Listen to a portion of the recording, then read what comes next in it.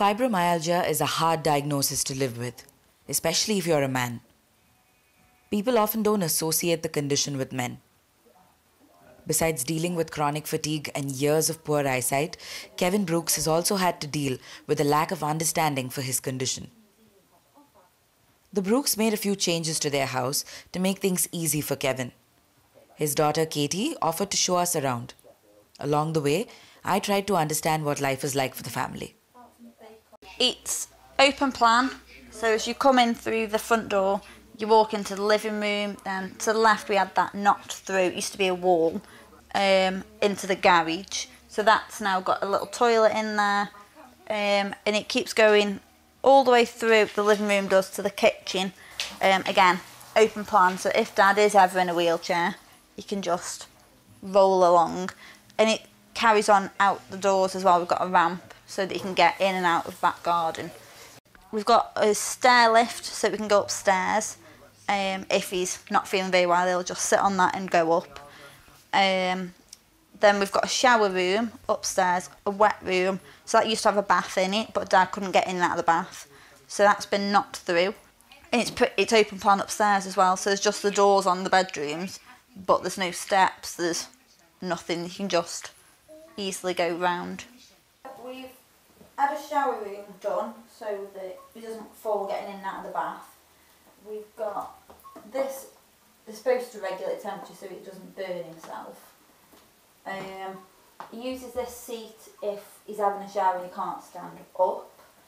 This comes down and he can use that to either hold himself up, or if he needs to get off the toilet and he can't do it, that's fairly sturdy enough to hold him up, and it's flat, so even if he does fall, he hasn't got to climb out to get somewhere, he can still crawl around a little bit.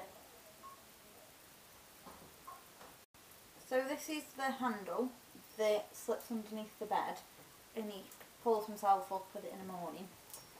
And then this over here is where, when he falls over, he tried to grab the side and it went through. And it's not the most disabled friendly in the world, but he's fixed it by putting tape and glue on it. I mean, the stair lift gets in the way quite a lot. If you try and get suitcases past the stair lift, it's a nightmare. Yeah, you have to move the stair lift down to the bottom to get stuff around it. But the downstairs is quite useful because it's so open plan. You can always have a conversation in the kitchen. You're not separated. But there's also no peace. So if you're downstairs, you can't go into another room to do your work. To be fair, when I work, I talk anyway. So I probably work better down here because I'm less distracted. When I'm in my bedroom, I get distracted by the TV, or I can read books, and I've got no one to talk to. Whereas when Joe's doing assignments, he can't work in here.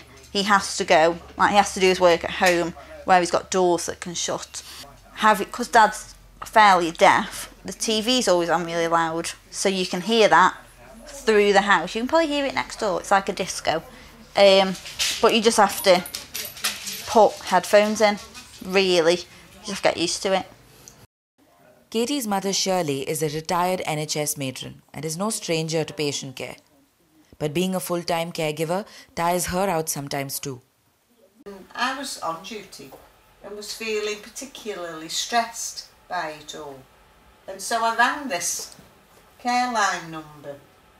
And what I ended up with was a buddy, somebody who would ring me up once a week and check on how I was coping. And I'd be on my way to a meeting and I got this helpful lady on the phone trying to give me the opportunity to share. Well, it actually wasn't any help for me.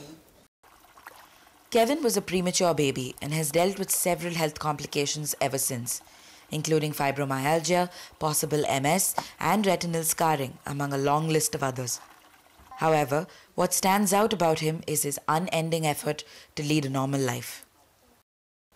When I was 12, thereabout, I was dead. Could have asthma as well. I was poorly too. My dad used to smoke. And this doctor was there. He kept on coming in 3 or 4 times a day. This doctor said to me, Dad, for God's sake, man, put that cigarette out. Your son's only got a couple of hours to live.